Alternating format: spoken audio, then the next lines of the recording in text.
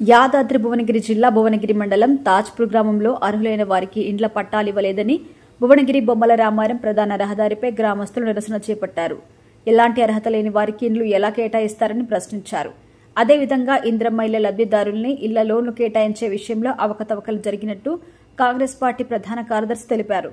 ఈ సందర్భంగా వారు మాట్లాడుతూ గ్రామంలో ప్రభుత్వం ఇటీవల మంజూరు చేసిన ఇండ్ల పట్టాలు నిరుపేదలైన అర్హులకి కాకుండా లారీలు 5 ఎకరాలకు పైగా భూమి ఉన్న అనర్హులకు ఇచ్చారంటూ గ్రామానికి చెందిన కాంగ్రెస్ పార్టీ మైనారిటీ అధ్యక్షుడు షేక్ కరీంకి ఇంద్రమ్మ ఇల్లు మంజూరైనప్పటికీ కాంగ్రెస్ పార్టీ గ్రామ శాఖ అధ్యక్షుడు అని చెప్పుకుంటున్న వ్యక్తి తన స్వలాభం కోసం అర్హులైన వారికి కాకుండా మిగతా వారికి ఇంద్రమ్మ ఇల్లు ఇప్పించినట్టుగా వారు ఆరోపించారు.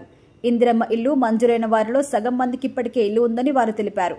ఇప్పటికైనా ఎమ్మెల్యే ఈ విషయంపై దృష్టి సారించి అధికారులకు ఆదేశాలిచ్చి అర్హులైన పేదలకు ఇల్లు మంజూరు చేయాలని వారు కోరారు. ఈ కార్యక్రమంలో బీఆర్ఎస్ పార్టీ జిల్లా నాయకులు డాక్టర్ రాకర్ శ్రీనివాస్, పలువురు కాంగ్రెస్ పార్టీ నాయకులు మరియు ఎస్కే యాకూబ్, బిట్కూరి బాలరాజు, వరిగంటి నాగరాజు, బిట్కూరి భిక్షపతి, ఎడ్ల వెంకటేష్, సోమారం బాలయ్య, బొమ్మారపు రామకృష్ణ, కోట మధు, గులడు జంగయ్య, ఎస్కే సమీర్ మరియు గ్రామ ప్రజలు పాల్గొన్నారు.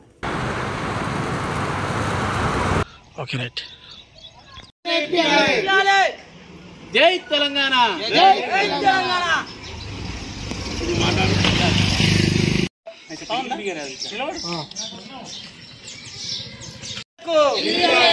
అర్హులైన నిరుపేదలకు, అర్హులైన నిరుపేదలకు రాష్ట్ర ముఖ్యమంత్రి గారు, అదేవిధంగా స్థానిక ఎమ్మెల్యే గారు ఎంతో చొరవతో మన గ్రామానికి ఇల్లు ఇచ్చినందుకు సంతోషం. అందులో జరిగిన అవకతవకలు మాత్రం ఖచ్చితంగా కాంగ్రెస్ పార్టీ ప్రధాన కార్యదర్శి అయిన నేనే ఖండిస్తున్నంటే అది ఎంతటి అన్యాయం జరిగిందన్నది దాని విషయంలో నేను ఆలోచిస్తున్నా. ఇతను మైనార్టీ అధ్యక్షుడు షేక్ కరీం. ఇతను దాదాపు 15 నుంచి 20 సంవత్సరాలుగా కాంగ్రెస్ పార్టీలో సేవలు చేసుకుంటూ ఎక్కడ మీటింగులు జరిగినా, ఎక్కడ ఏవి జరిగినా సొంత డబ్బులు పెట్టుకొని సొంత ఆటో నడుపుకుంటాడు. ఆటో తోటి ఎక్కడికి పడితే అక్కడికి వచ్చి పనులు ఖరాబ్ చేసుకొని ఇంట్లో పరిస్థితి బాగా లేకున్నా ఉన్నా లేకున్నా వచ్చి పార్టీ కోసం ఎన్నో కష్టపడ్డాడు. అది ఎమ్మెల్యే గారికి కూడా తెలుసు. ఈరోజు ఎమ్మెల్యే గారు పాపం మన గ్రామం కోసం ఎంతో ఉద్దేశంతో ఇల్లు రావాలి, పేదలకు ఇల్లు అని చెప్పి ఆయన చేస్తే ఇక్కడున్న సొంత గ్రామ శాఖ అధ్యక్షుడు అని చెప్పుకుంటాడు. సరే, ఆయన అయితే మీద ఎవరో ఒప్పుకోలేదు. మా దాదాపుగా ఉన్న ఒక 100 మంది కార్యకర్తలలో దాదాపు 20 మంది ఆయనకు అధ్యక్షుడిగా ఆయనకు పర్మిషన్ ఉంది. 70 మంది అయితే మాత్రానికి ఆయన ఒప్పుకునేటోడు ఎవరు లేరు. అయినా సరే అధ్యక్షుడు అని చెప్పుకొని తిరుగుతూ ఆ మండలంలో పోయి సరే మాకంటే మేము పని చేసుకుంటూ వెళ్తుంది, మాకు ఎక్కడ పడితే అక్కడ తిరుగుతుంది, మాకు టైం దొరకకపోవచ్చు. ఆ అధ్యక్షుడు ఏం చేసినట్టే 28 మంది లిస్ట్ వచ్చింది గ్రామానికి ఫస్ట్. అందులో ఈ కరీం పేరు, ఈ షేక్ కాసింబి పేరు, దాదాపు అందరి పేర్లు వీళ్ళు వచ్చినాయి.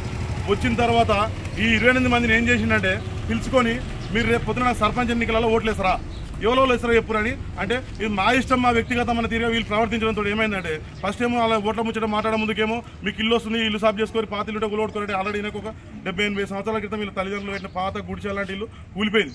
కూలిపోయిన తర్వాత భువనగిరి ఉన్నాడు, అనంతరం ఉన్నాడు, ఇక్కడ అక్కడ దాదాపు సంవత్సరం నుంచి కిరాయికుంటుండు. వీళ్ళు మొత్తం గుడిసెతోటి దాదాపుగా 20 నా తెలుగు చదువు గుడిసెలనే ఎవరు అలా ఒక 3 కొడుకులు, వాళ్ళకు బిడ్డే, ఇంత పరిస్థితి సంసారం ఉన్నా కూడా వాళ్ళకి ఏ రోజు కూడా మన సాయం చేయని వ్యక్తి. ఈరోజు గవర్నమెంట్ సరే, ఏ గవర్నమెంట్ అయినా సరే మనకు ఒక పేదల కోసం వచ్చినప్పుడు మంచి పథకం, కానీ ఆ వచ్చిన దాంట్లో కూడా మీరు నాకు వ్యక్తిగత స్వార్థంతో నాకు సర్పంచ్ ఎన్నికలలో మీరు ఓట్లేస్తారా, మీరు ఆ రాయకల్సిన మనిషి, ఆయన ఎల్లే మనిషి, ఈయన పుల్లే మనిషి, చల్ ఈయనకి ఇవ్వదు, నాకు ఎవడైతే ఓటేస్తాడో నా మనుషులు నా లెక్క, వాళ్ళకైతే నేను ఇల్లిస్తా, లేకపోతే నాకు అవసరం చెప్పి ఆ ఇచ్చిన వచ్చిన 20 ఇళ్ళలో సరే పోనీ అట్లా చేసినా సరే మిగిలిన కోసం మేము పోరాడతామా, రేపు పొద్దున చేస్తామా, అది మా బాధ మేము పడతాం. కానీ ఆ వచ్చిన 20 మంది కన్నా అర్హులకు రావాలి కదా. ఆ 20 మందిలో కూడా దాదాపు ఒక 4-5 పెద్ద పెద్ద లక్షల రూపాయల వాహనాలు ఉంటాయి, కోట్ల రూపాయల భూములు ఉంటాయి, ఒకరికి ఇద్దరు నామలు ఉంటాయి, 2 ఇళ్ళు ఉంటాయి, 3 నామలు 3 ఇళ్ళు ఉంటాయి. అయినా వాళ్ళకి అలాగే ఇల్లు, ఆ ఇల్లు కట్టుకోలేని స్తోమత ఉన్న వాళ్ళకి కూడా ఇల్లు ఇస్తారు. ఆ కట్టుకోలేక ఏం చేస్తాడు, ఈ పేరు పెడితే ఆ పేరు పెడితే లాస్ట్కి వచ్చి ఎత్తేస్తాడు. ఇల్లు కట్టుకునే అవకాశం ఉండి, ఇల్లు కట్టుకోవడానికి కోరిక ఉండి నాకు సొంత ఇంటి కదా నెరవేరాలని చెప్పి ఈ వ్యక్తి ఉదాహరణకు 2 కొడుకులు ఉన్నారు అక్కడిక్కడ. ఇలాంటి వాళ్ళు ఉన్నా కూడా ఆలోచన చేయకుండా వీళ్ళతో నాకు అవసరం లేదని చెప్పి ఇందిరమ్మ కమిటీ నిర్ణయమే ఫైనల్గా అని చెప్పి వీళ్ళు వేసిరు. గ్రామశాఖ ప్రధాన కార్యదర్శిగా నాకు ఇందిరమ్మ కమిటీలో చోటు లేదు. సరే, నాకు చోటు లేకుండా నాకు బాధలేదు. నాకు పార్టీలో ఉన్నందుకు నా విలువ ఏందో ఎమ్మెల్యే గారికి తెలుసు, ఎమ్మెల్యే గారికి ఏందో నేను తెలుసు. నాకు అయినా నాకు అంతవరకు నాకు అవసరం, రాజకీయం కూడా నాకు అవసరం లేదు. కానీ ఈ పేదోళ్లకు ఇల్లు ఎప్పుడు చేసినంత స్వార్థ రాజకీయం చేస్తే రేపు పొద్దున తగిన బుద్ధి చెప్పడానికి మాత్రం 100% మేము ఉన్నాము. కానీ ఆ ఎన్నికల విషయం మాకు అవసరం లేదు. కానీ ఇప్పుడు మాత్రం వీళ్ళకి ఇల్లు ఖచ్చితంగా రావాలి, ఎమ్మెల్యే దృష్టికి మీ మీడియా ద్వారా పోవాలని మేము కాంగ్రెస్ పార్టీ ప్రధాన కార్యదర్శి అయ్యుండి కూడా నేను చెప్తున్నా. ఒకవేళ ఈ పార్టీ తరఫున నేను వ్యతిరేకంగా మాట్లాడినట్టుగానే ఉంటే ఎమ్మెల్యే గారికి మాత్రం క్షమాపణలు చెప్తున్నాను. మా తాజ్పూర్ గ్రామంలో ఏదైతే ఇందిరమ్మ ఇల్లు అర్హులైన వారికి అటువంటి ఇందిరమ్మ ఇల్లు ఎవరికి కూడా అర్హులకు రాలేదు.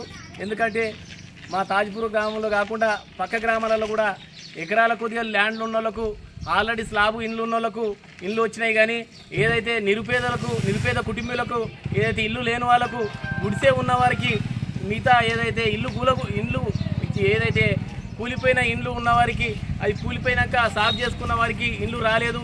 ఏదైతే స్లాబ్ పోసి ఒకడొకడు 4 రూమ్ల ఇల్లు ఉన్నది, 4-5 ఎకరాల భూమి ఉన్నవారికి ఇల్లు వచ్చింది, కానీ మిగతా గరీబులకు నిరుపేదలకు ఇల్లు రాలేదని మా తాజ్పూర్ గ్రామంలో మేము ఈరోజు డిమాండ్ వ్యక్తం చేస్తూ ఉన్నాము. ఎప్పుడైనా అర్హులను గుర్తించాలి. ఇందిరమ్మ కమిటీ అంటే మరి ఆ ఇందిరమ్మ కమిటీ ఏ విధంగా వేసిర్రు, ఏదైతే వాళ్ళ బలాలను చూసుకొని ఇందిరమ్మ కమిటీ వేసిరా లేకపోతే వాళ్ళ మనుషులను చూసి ఇందిరమ్మ కమిటీ వేసిరా అనేది మీరు గమనించుకోవాలి. అసలు ఇందిరమ్మ కమిటీ అనేది కాకుండా ఇంకా ఏ కమిటీ వేసినా కానీ ప్రజలకు న్యాయం అయ్యే కమిటీ అనేది ఉండాలి. అంతేగాని ఏదో వాళ్ళ చిత్తశుద్ధితోటి వాళ్ళకి సంబంధించినతోటి ఆయన చుట్టానికి ఆయన పక్కానికి ఆయన సంకలు తిరిగేటోనికి ఆయన బుధం మీద తిరిగేటోనికి ఇల్లు రాసిరంటే అది ఎంతవరకు కరెక్ట్ అనేది ఆ ఇందిరమ్మ కమిటీ అనేది నిర్ణయించుకోవాలి. ఎమ్మెల్యే గారు ఏమన్నా ఇందిరమ్మ కమిటీ వాళ్ళకు ఉన్నోళ్లకు లేనోళ్లకు చూసి ఇవ్వమన్నాడా, లేకపోతే 4 ఎకరాల భూమి 5 ఎకరాలు ఉన్న భూమికి ఉన్నోనికి ఇవ్వమని చెప్పిండా, లేదా గరీబోనికి ఇల్లు ఇవ్వమని చెప్పిండా అనేది ఆయన కూడా ఒకసారి దీని మీద పర్యవేక్షించాలని నేను ఒకసారి డిమాండ్ వ్యక్తం చేస్తూ ఉన్నాను. మా తాజ్పూర్ గ్రామంలో కనీసమైన 20 ఇల్లు శాంక్షన్ అయితే అందులో అర్హులైన వాళ్ళు 10 మందే ఉన్నారు, కానీ 10 మంది అర్హులు కాని వారే ఉన్నారు. మిగతా ఎవరు ఇతనికి అసలు భూమి లేదు, జాగ లేదు, ఇల్లు లేదు. ఈమె ఆల్రెడీ గుడిసే వాగొట్టుకుంటుంది, ఈమెకి ఇల్లు లేదు, ఏం లేదు.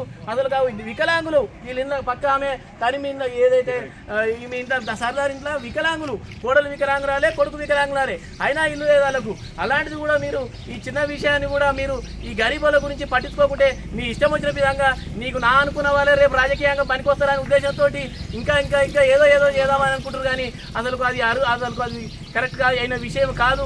మీరు గుర్తించుకోవాలి. ఇప్పటికైనా ఏదైతే ఎమ్మెల్యే గారు స్పందించి ఏదైతే ఇల్లు శాంక్షన్ అయిన వారికి మిగతా వారు ఎవరైతే లేని వారు ఎవరైతే ఉన్నారో, ఏదైతే గరీబ్ వాళ్ళు ఎవరికైనా ఉన్నారో వాళ్ళకి ఇల్లు ఇప్పించే బాధ్యత మీ తమరిపై ఉందని నేను ఆవేదన వ్యక్తం చేస్తున్నాను. మా గ్రామానికి వచ్చేసే వరకల్లా దాదాపు ఇప్పుడు 20 ఇల్లు శాంక్షన్ అయినాయి. 20 ఇల్లు శాంక్షన్ అయితే విషయం ఏముంది, అందులో 3 ఎకరాలు ఉన్నోనికి ఇల్లు వచ్చింది, 4 ఎకరాలు ఉన్నోనికి ఇల్లు వచ్చింది, 2 ఎకరాలు ఇల్లు వచ్చింది, 4 ప్లాట్స్ ఉన్నాయానికి ఊళ్ళో 3 బిల్డింగ్ ఉన్నాయి, ఆయనకి ఇల్లు వచ్చింది. మీరు దీన్ని తక్షణమే పర్యవేక్షణ చేసి దాన్ని ఏ విధంగా అయితే సాధ్యం చేస్తారనేది, వాళ్ళకి తగిన న్యాయం గరీబులకు ఎంత చేస్తారనేది మీరు గుర్తించుకోవాల్సిన విషయం ఎంతైనా ఉన్నది. సరే మీరు చెప్తుండొచ్చు సార్, మీరు అక్కడ ఉండి ఇందిరమ్మ కమిటీ వాళ్ళు నిర్ణయించింది అవుతుండొచ్చు అని చెప్తే ఇందిరమ్మ కమిటీ వాళ్ళు నిర్ణయించింది ఏ విధంగా అవుతుంది? ఆడు ఉన్నోని చూడాలి, లేనోని చూడాలి, గరీబోని చూడాలి, ఎవరినైనా చూడాలి. చూసినాకనే కదా ఆ ఇల్లు అనేది నిర్ణయించాలి. లేకపోతే చూడని చెప్పేసి మీ ఇష్టం వచ్చిన ఇల్లు ఇస్తా అంటే అది ఏ విధంగా సాధ్యమవుతుంది అనేది నేను ఈ వ్యక్తుల ద్వారా మా గ్రామ ప్రజల ద్వారా నేను తెలియజేస్తున్నాను. అంతేకాకుండా ఇంకా ఇలాంటి సమస్యలు దీన్ని ఒక దుష్ప్రచారం, వాళ్ళ ప్రచారం అంటే ఇదే నేను ఇల్లు తెప్పిస్తున్నా, ఈడు నేను లేకుంటే ఇల్లే కాదు, లేకపోతే నేను దగ్గర నుండి తెప్పిస్తున్నా అని ఒక ఎలక్షన్ ప్రచారం చేసుకోనికే ఈ ఇందిరమ్మ ఇల్లు ఉంది. కానీ తక్షణమే అంత దమ్ము ధైర్యం ఉన్నోడైతే వీళ్ళకు 10 బస్తాల సిమెంట్ సాయం చేయి, దానికి 20 బస్తాల సిమెంట్ సాయం చేయి, ఒక స్టీల్ సాయం చేయి, అది రాజకీయం చేసేది ఉంటే కానీ నువ్వు ఇల్లు నేనే తెప్పిస్తున్నా, రేపు పొద్దుగాల నా వెనక మర్ర తిరగాలి, రేపు పొద్దుగాల వేరేటో వెనక మర్ర తిరగొద్దు అని చెప్పేసి డిమాండ్ వ్యక్తం చేస్తున్నారు. అలాంటిది మా భయభ్రాంతులకు మా ప్రజలను ఇబ్బంది పెట్టొద్దని ఈ సభాముఖంగా తెలియజేస్తున్నాను. మీకు ఇలాంటి సమస్య ఏదున్నా నాకు విన్నవించుకుంటే నేను కలెక్టర్ ద్వారా కాదు ముఖ్యమంత్రి దగ్గరికి అయినా నేను పోయి కూర్చొస్తానని ఈ సభాముఖంగా తెలియజేస్తూ వీళ్ళకు తక్షణమే ఇల్లు ఇవ్వాలని చెప్పేసి మేము ఈ ఇల్లు ఏదైతే నిర్ణయించారో రేపు పొద్దున మేము కలెక్టర్ ఆఫీస్ కాడికి పోయి ధర్నా చేసే కార్యక్రమం కూడా ఉంటుందని మేము బీఆర్ఎస్ పార్టీ తరఫున వ్యక్తం చేస్తున్నాము. ఉంటే పాత మట్టి గోడలు ఉంటాయి, కూలగొట్టిన 100 సంవత్సరాలు గోడలు ఉండగానే కాంగ్రెస్ ప్రభుత్వం వచ్చింది, కన్ఫామ్గా వస్తుందని నా భరోసాతో ఖాళీ చేసి నేను బయట కిరాయికున్నా, రోడ్డు మీద కిరాయికున్నా. నాకు 4 పిల్లలు నాకు రోడ్ల మీద ఉన్నాయి. ఇది నాకు వచ్చిన ఇల్లు మొత్తానికి నాకు పేరు కొట్టేసి ఇదివరకు వచ్చిందని చెప్పాను.